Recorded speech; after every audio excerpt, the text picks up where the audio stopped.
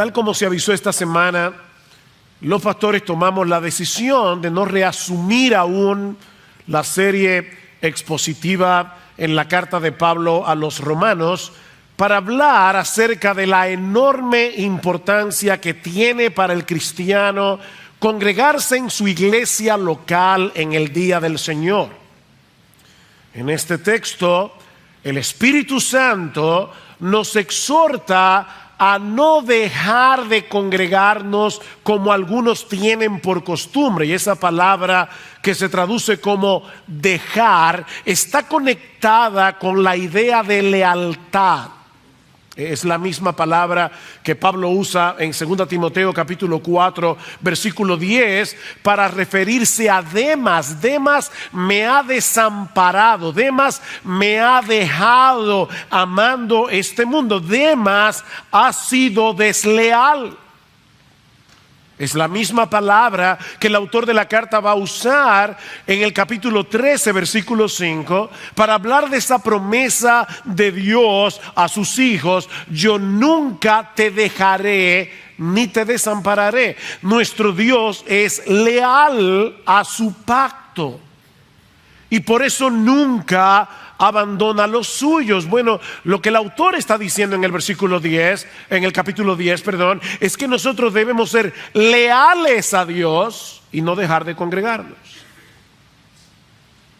Ahora, antes de pasar a considerar la enseñanza de nuestro texto, permítanme tomar unos minutos para ponerlo en su contexto. La carta a los hebreos fue escrita a un grupo de judíos profesantes de la fe cristiana que estaban siendo maltratados por causa de su fe, que estaban siendo presionados para regresar al judaísmo. Y es por eso que uno de los temas predominantes de la carta, de hecho es el tema predominante de la carta a los hebreos, es la superioridad de Jesús. Jesús es superior a los ángeles, Jesús es superior a Moisés, Jesús es superior al sacerdocio arónico, Jesús tiene un sacrificio superior al del Antiguo Testamento. De manera, mis hermanos, que es completamente absurdo volver a las sombras del antiguo pacto cuando tenemos la realidad en la persona y la obra de nuestro Señor Jesucristo. Cristo es superior.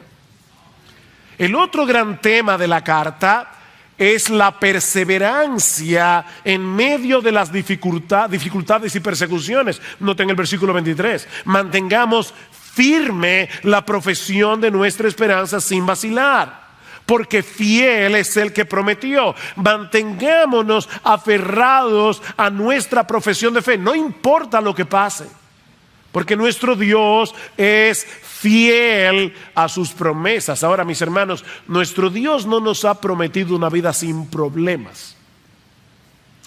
Lo que Él ha prometido es proveernos todos los recursos necesarios para que nosotros podamos perseverar hasta el fin a pesar de los problemas. Así que no se muevan de donde están, dice el autor de la carta a los hebreos. Y una de las cosas que eso implica en la práctica es el hecho de estar presentes cuando la iglesia se congrega cada semana en el día del Señor para animarnos y exhortarnos unos a otros.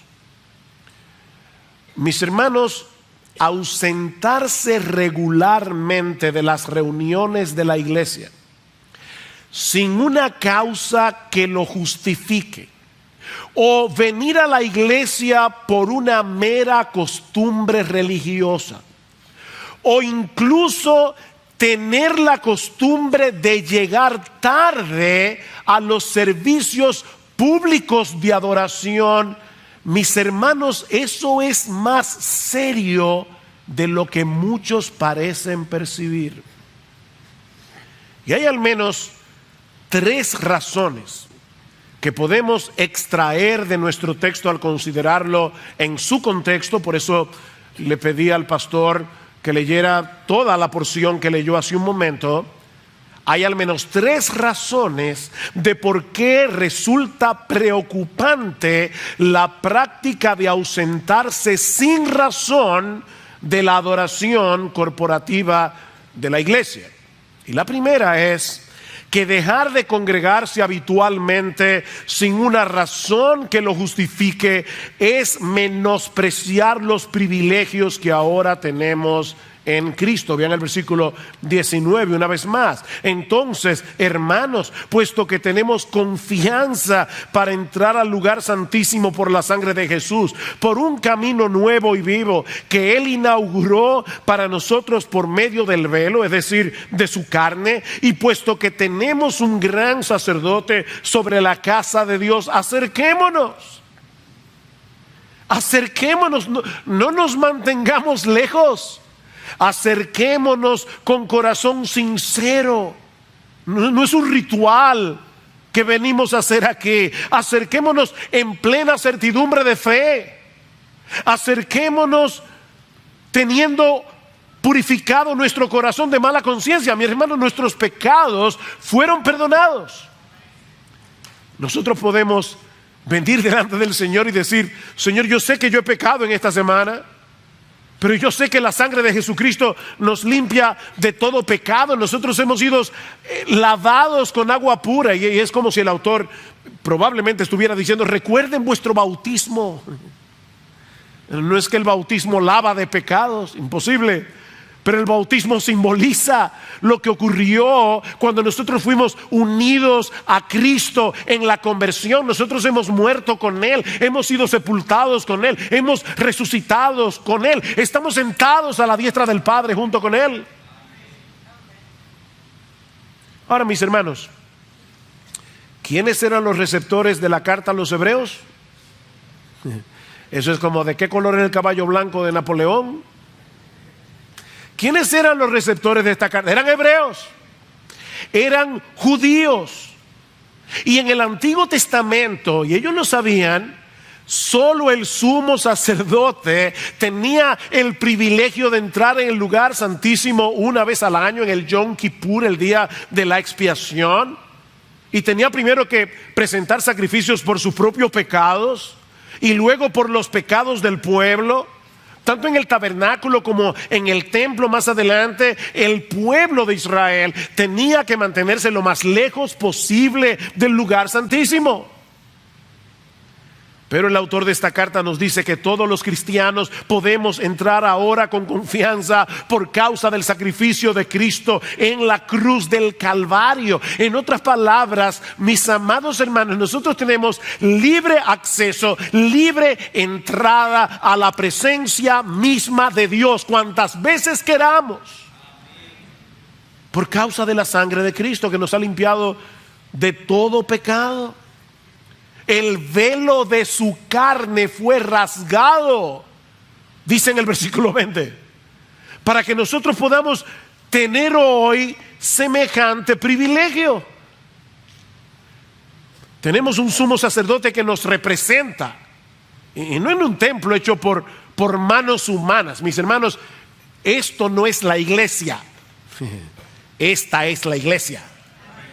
Y esta es la casa de Dios. Pablo dice, 1 Timoteo capítulo 3 versículo 14: esto te escribo aunque tengo la esperanza de ir pronto a verte, para que si tardo sepas cómo debes conducirte en la casa de Dios, que es la iglesia del Dios viviente, columna y baluarte de la verdad. Nosotros tenemos un sumo sacerdote que nos representa en la misma casa de Dios. ¿Qué debemos hacer? Acércate, acerquémonos con plena confianza, sabiendo que al llegar a la presencia del Señor seremos recibidos por Él como si fuéramos Jesús mismo, porque estamos unidos, nuestra vida está escondida en Él. Ahora, ¿qué significa eso? Acerquémonos. Bueno, por un lado, cada creyente de manera individual debe acercarse a Dios en comunión, en oración, en adoración, a lo largo de toda su vida. Debemos acercarnos continuamente a Dios por medio de Cristo. Usa ese privilegio, mi hermano. Cada vez que te postras y dices, Padre, Padre, Padre que estás en los cielos, como yo decía ayer, estábamos hablando ahí en casa de Eric y Maggie, y hablábamos del problema de este aparatito. Este aparatito es un problema, porque es como si tuviéramos a todos los contactos de WhatsApp metidos ahí. Y cada vez que estás hablando con alguien me dice, ni. Y es como, óyeme. Y nosotros nos distraemos, no prestamos atención. Y yo le decía a alguien que, hablando ayer acerca de ese tema, decía, mira, a mí me amonestó pensar que cuando yo le oro a Dios, Él me escucha como si yo fuera la única persona del planeta que estuviera hablando con Él. Acerquémonos. No pierdas ese privilegio. Pero mis hermanos, algo extraordinario ocurre cuando nos congregamos como iglesia. Cada uno de ustedes es templo, si son creyentes, es templo del Espíritu Santo. Y juntos somos piedras vivas que conformamos un templo espiritual en el que habita Dios. Eso es serio. Por eso orábamos al principio que el Señor abriera los ojos de nuestro entendimiento. La presencia especial de Dios desciende en medio de su pueblo a través de su palabra, y eso no ocurre en ningún otro lugar del mundo. Mis hermanos, esta asamblea fue convocada por Dios, no fue convocada por los pastores. Esta asamblea fue convocada por Dios mismo para que nos encontremos con Él como pueblo, no como individuos. La palabra que se traduce como iglesia en el Nuevo Testamento, eclesia, significa los que han sido llamados fuera, los que han sido convocados. Hemos sido llamados fuera del mundo para ser convocados en el cuerpo de Cristo, en la iglesia de Cristo, convocados por Dios. Y eso viene a ser evidente en una forma concreta cuando nos congregamos cada semana como iglesia. Dice Pablo en 1 Corintios capítulo 11 versículo 18, cuando os reunís como iglesia. Yo puedo ser parte de un equipo de básquetbol y soy parte del equipo 24/7. Cuando estoy descansando en mi casa, yo soy parte del equipo de básquetbol. Pero somos equipo cuando estamos juntos en la cancha. Yo solo no soy un equipo. Bueno, nosotros nos congregamos como iglesia. ¿Y por qué lo hacemos? Porque Dios nos ha convocado. Piensen en esto, mis amados hermanos. Cuando el sol se comenzó a levantar esta mañana, las naciones comenzaron a levantarse y las iglesias de Jesucristo comenzaron a adorarle, y eso va a ser así hasta que el sol se ponga otra vez. Eso quiere decir, mi amado hermano, que nosotros ahora nos hemos unido a un gran coro que alrededor del mundo está en el mismo lugar. No, pastor, nosotros estamos en República Dominicana. Óyeme, los creyentes en China que estaban adorando a Dios quizás hace ya algunas horas, ellos estaban en la presencia de Dios. En Australia estaban en la presencia de Dios. En Estados Unidos estaban en la presencia de Dios. Y nosotros estamos en el mismo lugar, en la presencia de Dios. Así que esta es la expresión local de que somos iglesia. Pero no podemos perder de vista que también somos parte de la iglesia universal.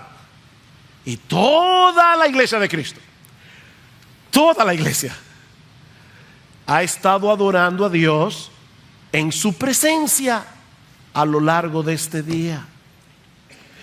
De manera, mis hermanos, que esta es una reunión extraordinaria donde ocurre algo extraordinario. Cristo desciende por su Espíritu para bendecir a su pueblo congregado. Escuchen cómo lo dice en el Antiguo Testamento. Éxodo 20:24. En todo lugar donde yo hiciere morar la memoria de mi nombre, vendré a ti y te bendeciré. ¿No le suenan familiares esas palabras? Mateo 18:20. Donde estén 2 o 3 congregados en mi nombre, allí estaré yo en medio de ellos. Dios convoca a su pueblo para venir a morar con ellos como su Dios. Salmo 50. Juntadme a mis santos, dice Dios, los que han hecho conmigo pacto con sacrificio. Juntadme a mis santos.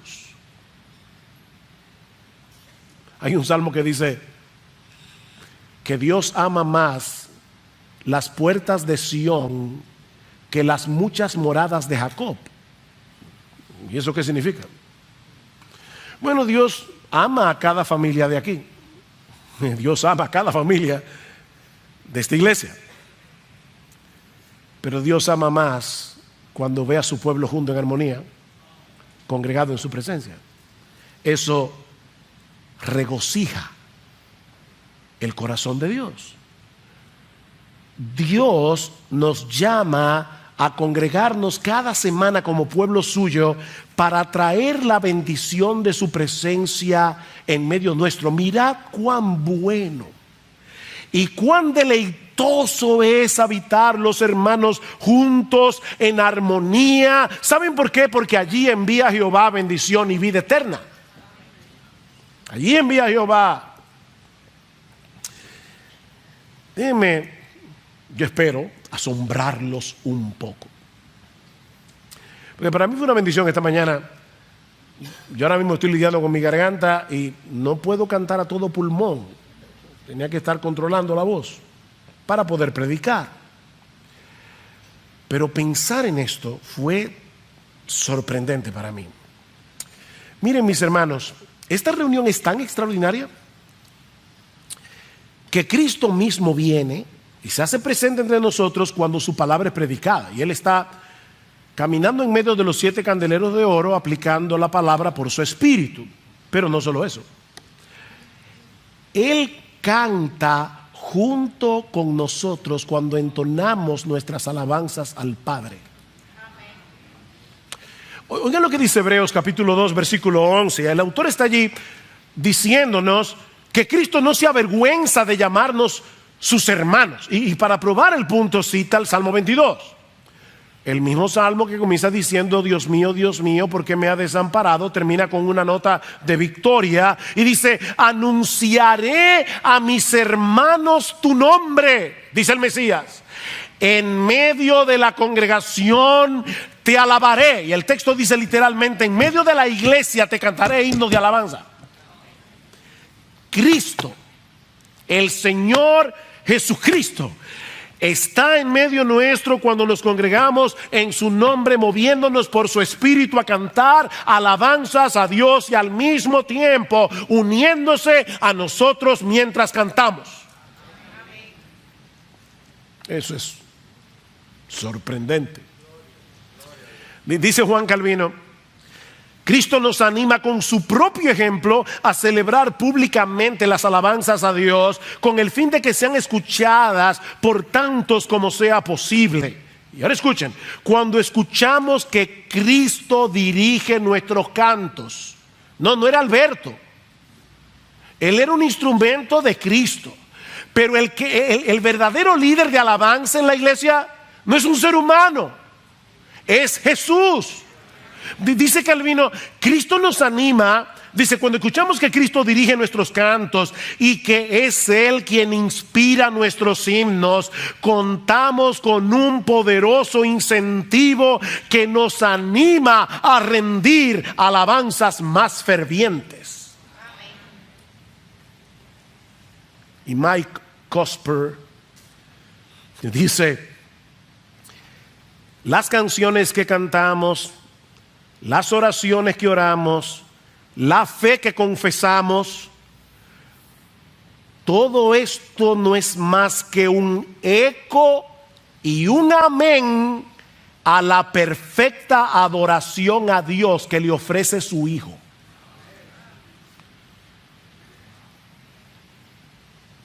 Wow. Sorprendente. Cuando nos congregamos como iglesia, mis hermanos, tenemos que elevarnos por encima de las realidades físicas que nuestros ojos ven a las realidades espirituales que solo podemos contemplar con los ojos de la fe. Jesús está aquí. ¿Tú crees eso? Jesús está aquí, moviéndose en medio nuestro por su Espíritu para alabar a Dios, junto contigo y conmigo, uniendo su voz a la nuestra mientras cantamos. Y cuando su palabra está siendo predicada por un ser humano que se puede equivocar, que es imperfecto, Él habla a sus ovejas. Mis ovejas oyen mi voz. ¿A través de quién? El que a vosotros oye, le dijo Cristo a sus discípulos, a mí me oye. Y el que a vosotros desecha, a mí me desecha. No, olvídense del predicador. Es Cristo que está hablándole a su pueblo. Mis hermanos, ustedes se dan cuenta de lo que implica que un creyente decida, no por ninguna razón, decida dejar de congregarse habitualmente con el pueblo de Dios, o que llegue tarde a esta reunión porque no se preparó adecuadamente. Dios nos convocó porque necesitamos a Dios. Él no nos necesita a nosotros. Él nos convocó para bendecirnos porque tú y yo lo necesitamos. Eso es serio, muy serio. Mis hermanos, créanme, yo creo que solo Dios y mi esposa saben la carga pastoral con la que yo he venido al púlpito hoy. Yo creo de verdad que muchos de nosotros hemos pecado. De verdad, hermanos, y reciban esta amonestación en amor. Hemos pecado. Ya sea por dejar de congregarnos, ya sea por venir religiosamente, ya sea por llegar tarde, hemos pecado. Necesitamos que Dios abra nuestros ojos como hizo con Giesi, el criado de Eliseo, para que podamos ver en la sencillez de esta reunión. La iglesia no tiene que ser espectacular. Yo creo de hecho que una iglesia espectacular desvía la atención. Los puritanos decían, el culto debe ser lo más simple posible para que la atención sea centrada en Dios. Esto no es un espectáculo, esto no es un culto tipo Disney.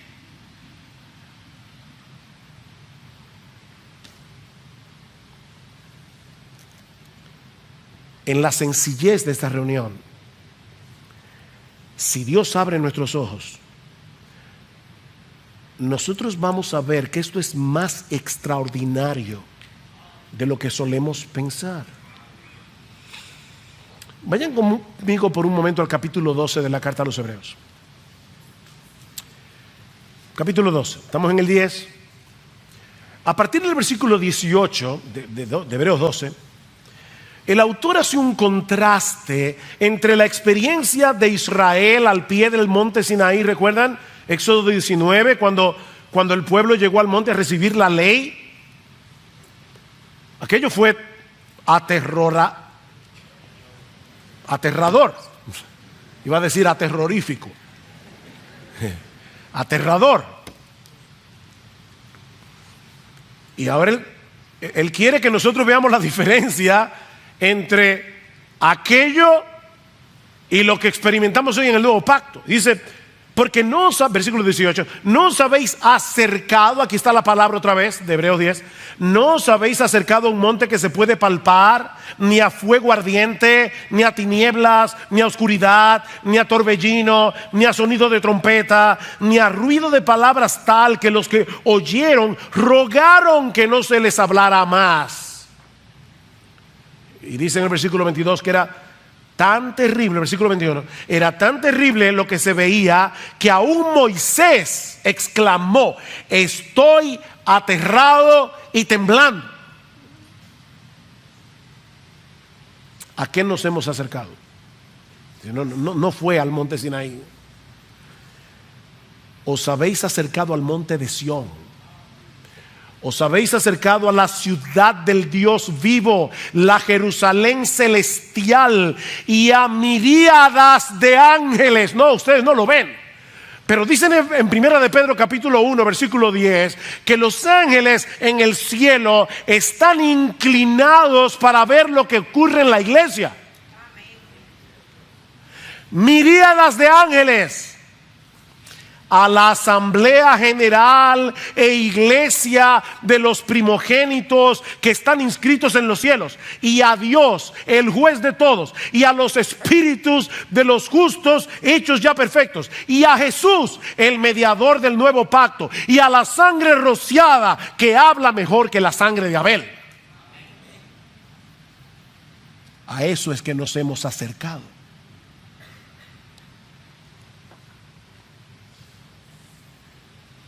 En otras palabras, lo que los judíos experimentaron en el Sinaí no era más que la sombra de una realidad más sorprendente. Y es a esa realidad que nos acercamos cada domingo cuando nos congregamos como iglesia. Es por eso que es solemne y dulce aquel lugar donde mora Cristo el Señor. Cantábamos hace un momento. La pregunta es, mi hermano, de verdad, de corazón, ¿qué tan consciente tú estás de ese privilegio cada vez que tú vienes a la iglesia? ¿Te preparas desde el sábado, acostándote temprano, para poder estar aquí a tiempo y con un corazón preparado, con una mente alerta? Es por eso que en Éxodo 20 dice: acuérdate del día de reposo para santificar. Si no te acuerdas, no te vas a preparar. Acuérdate. Mi hermano, cuando te dejas de congregar habitualmente sin una causa que lo justifique, estás menospreciando tus privilegios en Cristo. Los estás menospreciando. Ahora, aprendemos también de nuestro texto que dejar de congregarse habitualmente sin una causa que lo justifique es olvidar que nosotros somos un cuerpo en Cristo. Nosotros somos un cuerpo, versículo 24. Y consideremos cómo estimularnos unos a otros al amor y a las buenas obras, no dejando de congregarnos como algunos tienen por costumbre, sino exhortándonos unos a otros, y mucho más al ver que el día se acerca. Estamos acercándonos a los días finales, no sabemos cuándo será, pero a medida que el tiempo avanza, los dolores de parto del mundo se van haciendo cada vez más duros, y va a ser cada vez más difícil para los cristianos perseverar. La palabra que se traduce aquí como considerar, dice consideremos, puede ser traducida pensar cuidadosamente, ponderar, meditar. Es la misma palabra que aparece en Hebreos capítulo 3 versículo 1, donde el autor nos dice: acuérdate de Jesucristo, considera a Jesucristo, piensa en Jesucristo, enfoca vuestros pensamientos en Cristo, estúdienlo con atención. Y ahora dice: y también considera a tus hermanos. Considera a tus hermanos. Piensa en ellos. ¿Cómo están tus hermanos? Yo no te pido que te preocupes por toda la iglesia. No vamos a arreglar el mundo. Pero tú tienes amigos en la iglesia, cercanos a ti. Tú sabes cómo están espiritualmente. ¿Saben ellos cómo estás tú? Porque dice aquí, debemos considerar a nuestros hermanos para, la palabra literal es provocarlos al amor y a las buenas obras. No es una palabra débil en fortaleza, es una palabra muy fuerte. De hecho, en el Nuevo Testamento se usa de manera negativa, como provocar a ira, provocar a otra persona al enojo, pero en este caso es positiva. Dice, tú debes venir con la intención expresa de provocar a tus hermanos al amor y a las buenas obras. ¿Cuándo fue la última vez que tú viniste a la iglesia pensando, yo voy a la iglesia a provocar a mis hermanos? No a que después que se acabe el culto me voy con mis amigos a hablar de cosas que no tienen nada que ver con lo que se predicó. No, yo vengo a provocar a mis hermanos al amor y a las buenas obras. No venimos simplemente a escuchar una predicación. Hay gente que viene a la iglesia a escuchar un predicador. De hecho, y esto puede ser chocante para algunos, ni siquiera venimos a la iglesia para adorar a Dios como individuos. Ni siquiera para eso. Venimos como parte que somos de un cuerpo a provocarnos unos a otros, a ser fervientes en nuestro amor y en nuestras buenas obras. Venimos a exhortarnos, dice el versículo 25, para caleo. Es una palabra que también se usa para el Espíritu Santo en la Biblia. Significa ponerse al lado de una persona. Eso no se hace por control remoto. Ponerse al lado de una persona para exhortarlo, consolarlo, animarlo. A eso venimos a la iglesia. ¿Se dieron cuenta que el autor de la carta no dice, no se dejen de congregar para que adoren? No se dejen de congregar para que se exhorten. Los que se van rápido de la iglesia, escuchen cuando termine el culto. ¿Por qué ellos vinieron a escuchar a un predicador?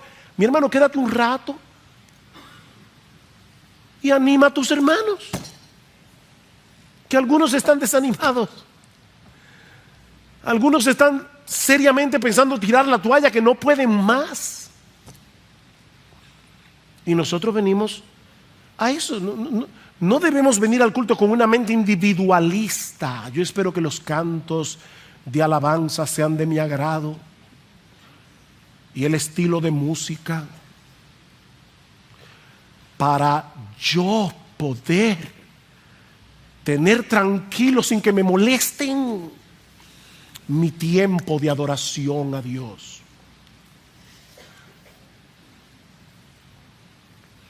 Y por supuesto, también vine a ver si el predicador me dice algo que me ayude en lo que yo necesito.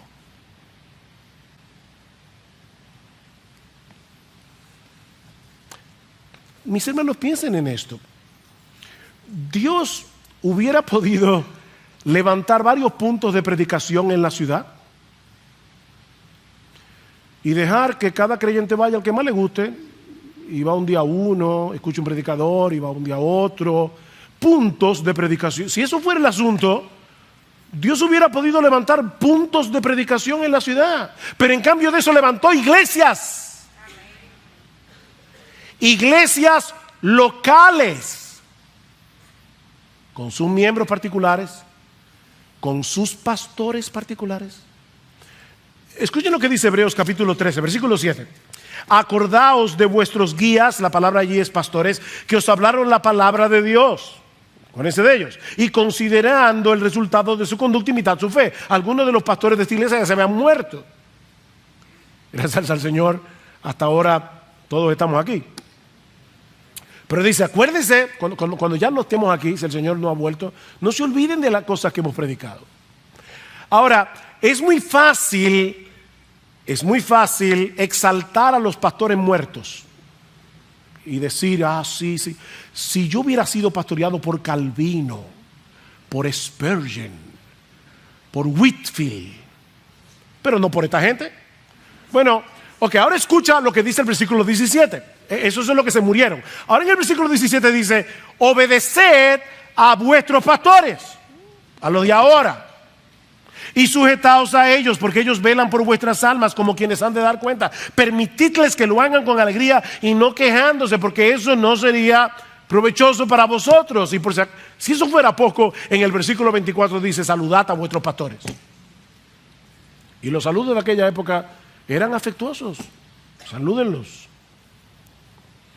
Es en ese contexto que el Espíritu Santo nos exhorta a no dejar de congregarnos, para que podamos animarnos unos a otros, incluyendo, asómbrense otra vez, al mismo pastor. ¿Cómo así? Bueno, permítame hablar como loco. ¿Se acuerdan a Pablo en 2 Corintios 11? Dice, voy a hablar como loco. Bueno, yo voy a hablar como loco ahora. ¿Alguna vez tú te has detenido a considerar lo que significa para un pastor preparar un sermón cada semana? Miren, mis hermanos, créanme, nosotros pasamos horas y horas y horas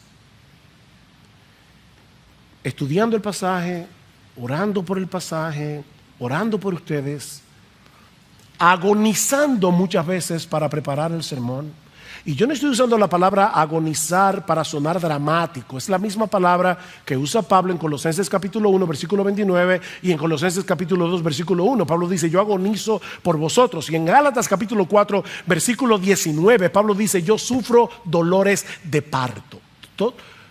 Todas las semanas nos pasamos sufriendo dolores de parto para preparar un sermón. ¿Y saben lo mejor de esto? Que el lunes estamos en cero otra vez. Esta es una tarea difícil, decía un gran predicador ya de australiano, ya murió. Él decía, mira, los años más difíciles de un predicador son los primeros 50 años. Ese es el tiempo más difícil, los primeros 50 años. Mis amados hermanos, no nos anima al amor y a las buenas obras que los miembros de la iglesia, por cualquier quítame esta paja, decidan no venir.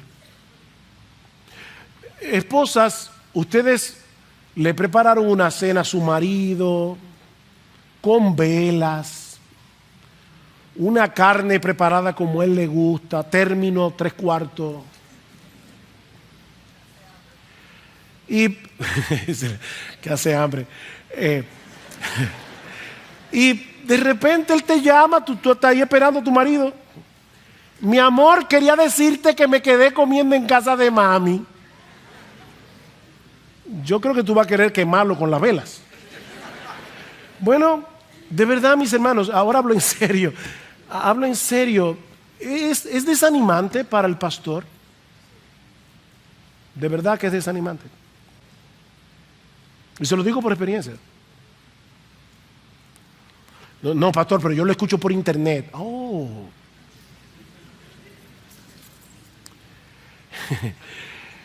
Es que el asunto no es meramente escuchar una predicación. Es venir a tener comunión con Dios y con el pueblo de Dios para estimularnos, exhortarnos, provocarnos al amor y a las buenas obras. Sustituir congregarse con el pueblo de Dios para escuchar al predicador por la internet, eso es fortalecer en ti el espíritu individualista y consumista que caracteriza esta generación. No somos meros consumidores de sermones. Somos el cuerpo de Cristo, y aun cuando estamos escuchando la palabra predicada, no debemos hacerlo con una mente individualista. Es verdad que el Espíritu Santo va aplicando la palabra según la necesidad de cada uno, pero al mismo tiempo Dios está haciendo algo con su iglesia. Dios está viendo las debilidades que tiene la iglesia para corregir la iglesia, esta iglesia bíblica del Señor Jesucristo. ¿Qué dice Efesios 4:11? Cristo mismo llama a pastores, los cuales equipan a los santos para que los santos hagan la obra del ministerio. Eso es lo que estamos haciendo aquí. Estamos equipándolos para que ustedes puedan hacer mejor la labor de provocarse al amor y a las buenas obras, exhortarse unos a otros. Y de hecho, aún hasta cuando cantamos alabanza, lo hacemos para los demás.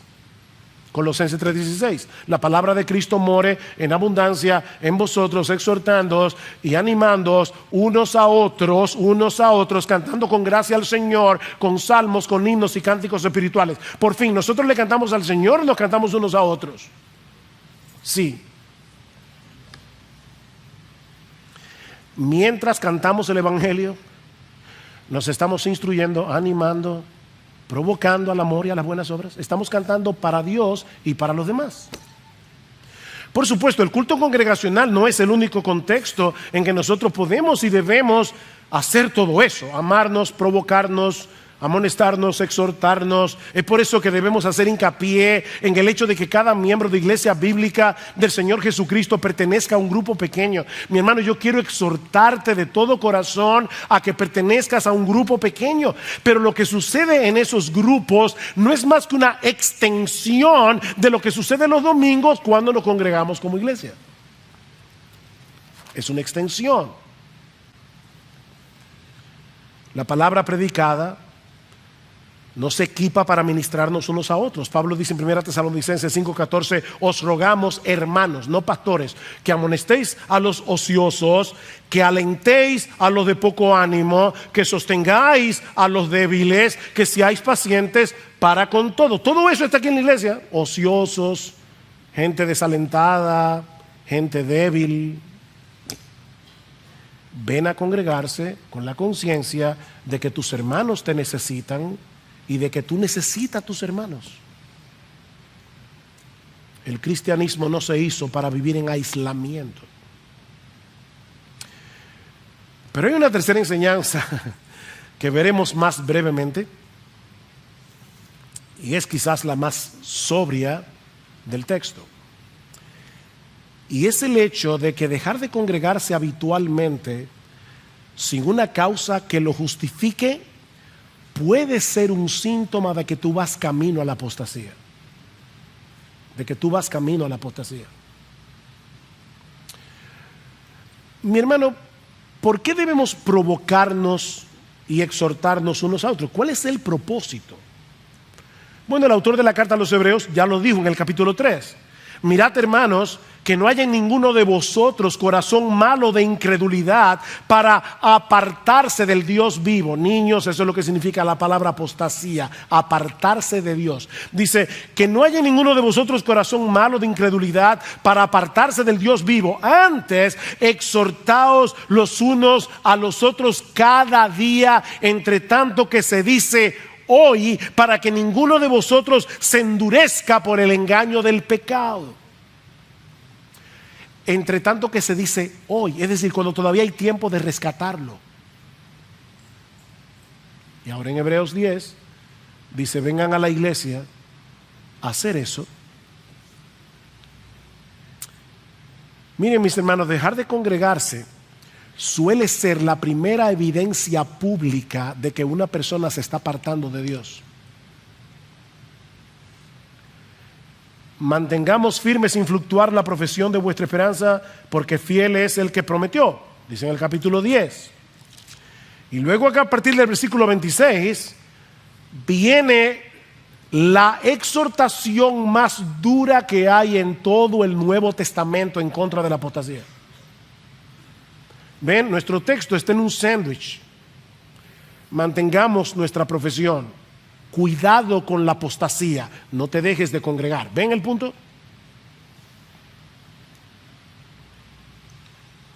¿Qué podemos pensar de una persona que dice ser cristiana y no tiene interés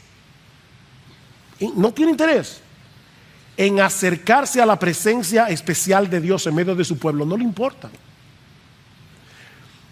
¿Qué podemos pensar de alguien que dice ser cristiano, pero no le interesa estar en el lugar donde Cristo se hace presente para alabar a Dios junto con nosotros y ministrarnos con su palabra? No me interesa. ¿En qué condición se encuentra una persona que profesa ser cristiana, pero que no anhela tener comunión con aquellos que han sido redimidos por la misma sangre, con quienes comparte la misma fe, la misma esperanza, el mismo Salvador y el mismo destino. ¿Qué podemos pensar? ¿O qué podemos pensar de alguien que habitualmente llega tarde a la iglesia congregada? Yo entiendo, hablábamos en el carro cuando mi esposo y yo teníamos 3 niños pequeños, yo entiendo que hay cosas que pasan. Tú sales de la casa con tu niño cambiadito, ¡bah!, a cambiarlo otra vez. Esas cosas pasan, entendemos eso.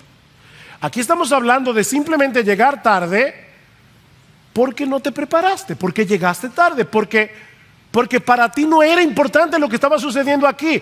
Tú no tenías en mente que venías a encontrarte con el Rey de Reyes y con el Señor del Universo.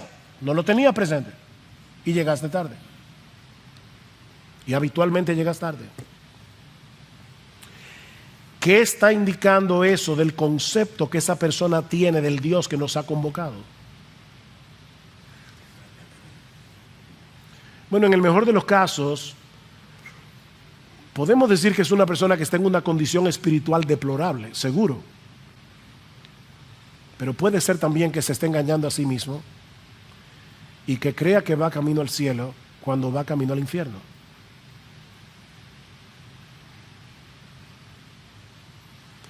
Pastor, pero yo pensaba que la salvación no se pierde. No, para el que la tiene, no. No para el que la tiene. Cristo dice claramente en Juan 17, 10, 27 al 30, mis ovejas oyen mi voz y yo las conozco y me siguen y no perecerán jamás, ni nadie las arrebatará de mi mano. Mi Padre que me las dio es mayor que todos y nadie las puede arrebatar de la mano de mi Padre. Yo y el Padre somos uno. No, nadie se puede separar del amor de Cristo. Mateo 7, 21, no todo el que me dice Señor, Señor, entrará en el reino de los cielos, sino el que hace la voluntad de mi Padre que está en los cielos. Muchos me dirán en aquel día, Señor, Señor, no profetizamos en tu nombre y en tu nombre echamos fuera demonios y en tu nombre hicimos muchos milagros, y yo les declararé, yo nunca os conocí. Noten, yo nunca os conocí, ni siquiera cuando ustedes estaban haciendo milagros, profetizando y todo lo demás. Yo nunca os conocí, nunca fueron míos, apartaos de mí, hacedores de maldad. La salvación no se pierde para el que la tiene. Salieron de nosotros, pero no eran de nosotros, primera de Juan 2:19, porque si hubiesen sido de nosotros, habrían permanecido con nosotros, pero salieron de nosotros para que se manifestase que no todos son de nosotros. Y en esta misma carta, el texto termina diciendo en el versículo 36, porque tenéis necesidad de paciencia para que cuando hayáis hecho la voluntad de Dios obtengáis la promesa, porque dentro de muy poco tiempo el que ha de venir vendrá y no tardará, mas mi justo vivirá por la fe, y si retrocede mi alma no se complacerá en él. Pero nosotros los cristianos no somos de los que retroceden para perdición, sino de los que tienen fe para la preservación del alma. Pastor, pero si la salvación no se pierde, ¿por qué hay tantas advertencias en el Nuevo Testamento en contra de la apostasía, en cartas dirigidas a cristianos? Bueno, en primer lugar, porque estas cartas fueron dirigidas a cristianos profesantes. Los autores del Nuevo Testamento no presuponían que todos los que decían ser cristianos lo eran en verdad. Y estas advertencias nos ayudan a examinar la genuinidad de nuestra fe. Una persona que está viviendo como un incrédulo corre un grave peligro si cree que va camino al cielo. Y estas advertencias pueden ser el medio usado por Dios para despertarlo de tal manera que la persona se arrepienta cuando todavía hay tiempo. Pero en segundo lugar, este tipo de advertencia es uno de los medios que Dios usa para preservar a los suyos y moverlos a perseverar. Mis hermanos, no olviden, Dios es soberano, pero el hombre es responsable. Así como los textos que nos invitan a la fe y al arrepentimiento son usados por Dios para que los elegidos crean y se arrepientan, así también estos textos son usados por Dios para que los elegidos perseveren y fructifiquen.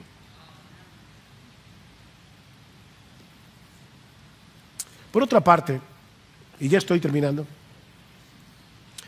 también estoy consciente, yo nunca recuerdo 3 cosas. No recuerdo cuando estoy aquí en el púlpito. La primera es que me están traduciendo al inglés, y lo siento por los traductores. No recuerdo que están haciendo lenguaje de señas, Y no estoy pendiente a que están transmitiendo esto por internet, pero hoy sí.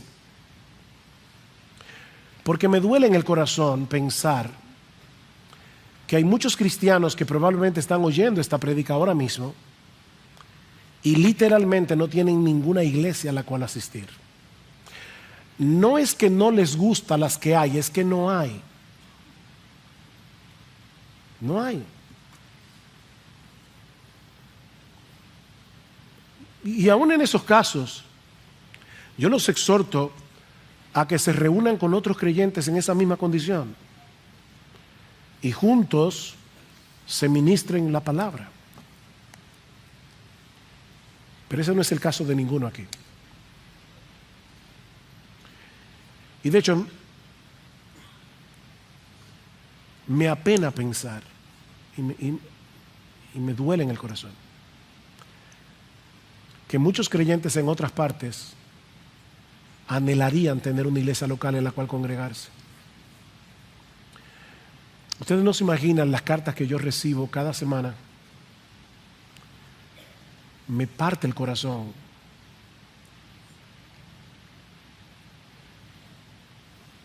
Y muchos que sí la tienen, no la aprecian. O por lo menos no parecen apreciarla.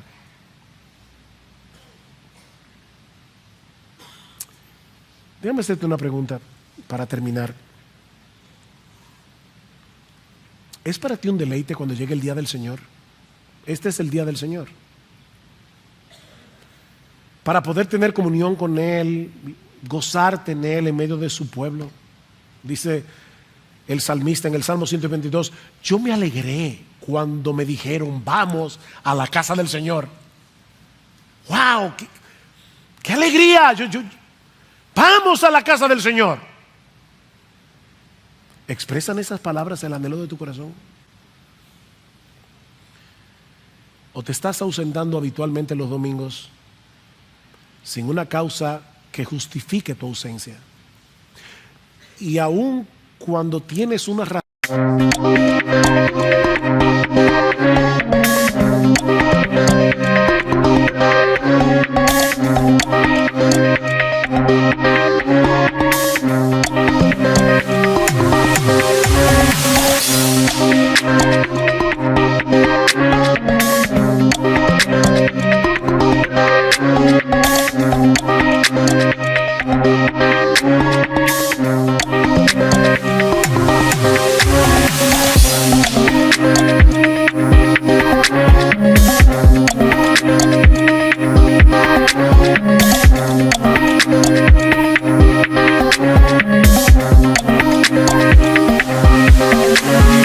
Thank you.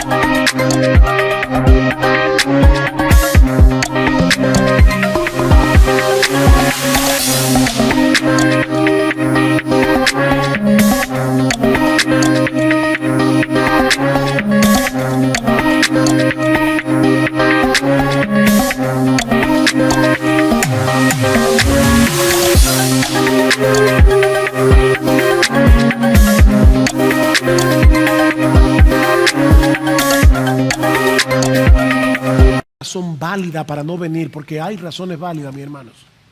Hay razones válidas para no congregarte. ¿Te duele en el corazón? ¿Te entristece eso?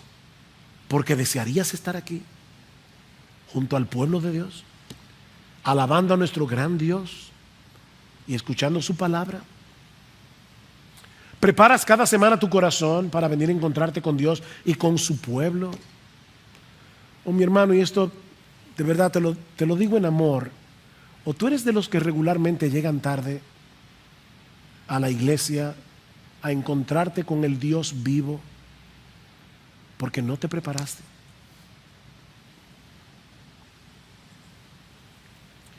Miren, yo supongo que todos aquí tenemos varias cosas que revisar a la luz de las exhortaciones de este pasaje. Pero no sin antes olvidar que la vida cristiana es una vida de arrepentimiento y fe. No te quedes postrado por el peso de la culpa. Esa no es mi intención en esta mañana. No, si a través de este mensaje has sido convicto de pecado, dale gracias al Señor. Oh Señor, gracias, mi corazón no se ha endurecido contra ti, gracias. Pídele perdón al Señor, aferrándote a su promesa de que si confesamos nuestros pecados, Él es fiel, Él es justo para perdonar nuestros pecados y limpiarnos de toda maldad. Esos pecados de dejar de congregarte, de llegar tarde, fueron cargados por Cristo en la cruz. Eso no es para que sigas llegando tarde. Eso es para que te animes a venir a tiempo, agradecido por el perdón. Es por eso que hoy yo quiero hacer algo un tanto extraño. Yo quisiera de verdad terminar este mensaje dando unos minutos en silencio para que cada uno en la presencia de Dios examine su corazón a la luz de todo lo que hemos hablado hoy. Que pidas perdón en lo que tienes que pedir perdón, que creas en el perdón recibido por el Espíritu de Dios, aplicando la sangre de Cristo que nos limpia de todo pecado, y que en dependencia del Espíritu Santo, todos aquí hagamos la resolución de corregir lo deficiente para la gloria de Dios, para el bien de nuestras almas y para el bien de la iglesia. O que el Señor nos conceda un tiempo de arrepentimiento.